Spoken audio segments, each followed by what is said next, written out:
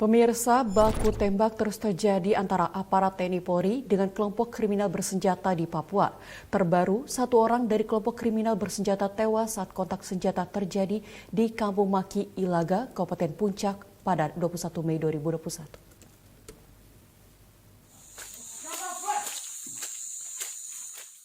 Baku tembak terus terjadi antara aparat TNI Polri dengan KKB di Papua. Terbaru, satu orang dari kelompok KKB tewas saat kontak senjata terjadi di Kampung Maki, Ilaga, Kabupaten Puncak, Papua pada Jumat kemarin. Satu anggota KKB yang tewas merupakan anggota dari KKB pimpinan Lekagak Telengget. Meskipun demikian, belum ada yang bisa merinci kronologis bentrokan tersebut. Termasuk dari Kepala Penerangan Komando Gabungan Wilayah Pertahanan 3, Kolonel CJI Surrestiawa dan Kepala Satuan Tugas Humas Nemangkau, Kombes Iqbal Al-Kudiusi yang baru membenarkan kejadian tersebut.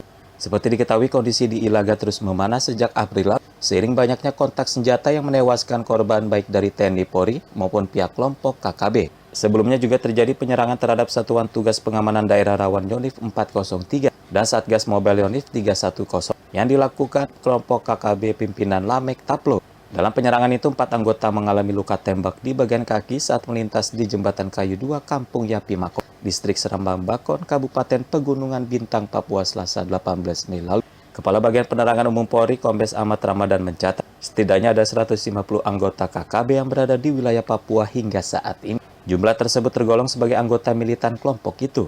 Tidak hanya mengincar 4 KKB, juga melakukan pembakaran gedung sekolah. Total terdapat 8 wilayah kabupaten yang menjadi titik pengawasan Satgas Nemangkau karena dikuasai KKB. Lokasi tersebut berada di wilayah pegunungan. Kita lanjutkan kembali pemirsa, Polri menyebut ada 7 hingga 9 kelompok kriminal bersenjata Papua yang masuk dalam target operasi pengejaran. Dari 7 hingga 9 kelompok kriminal bersenjata ini diperkirakan terdapat 150 anggota.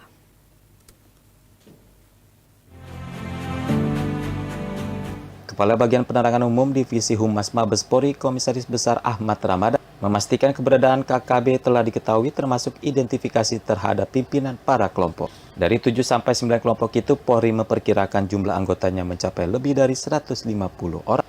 Namun hingga kini Polri masih menyelidiki para simpatisan yang mendukung kegiatan KKB di Papua. Namun kita mempedomani KKB, kelompok kriminal bersenjata di Papua, tentunya TNI dan Polri sudah memetakan kelompok-kelompok tersebut.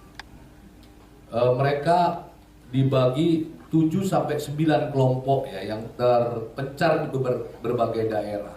Hingga kini, Polri masih melakukan pengejaran kelompok bersenjata, terutama seusai terjadinya serangan terhadap 2 anggota TNI Angkatan Darat di Bandara Nop Goliat DKI Yahukimo, Papua 18 Mei lalu. Dalam penyerangan tersebut, pelaku yang diperkirakan berjumlah 20 orang merampas 2 pucuk senjata api jenis SS-2 beserta 4 magazin milik 2 prajurit tersebut. Yang saya sampaikan kemarin 150 lebih, mereka sudah kami petakan, juga termasuk kekuatan, katakanlah kekuatan persenjataan yang mereka miliki. Fakih Fatur Rahman, Itoro Sitodik, TV melaporkan dari Jakarta.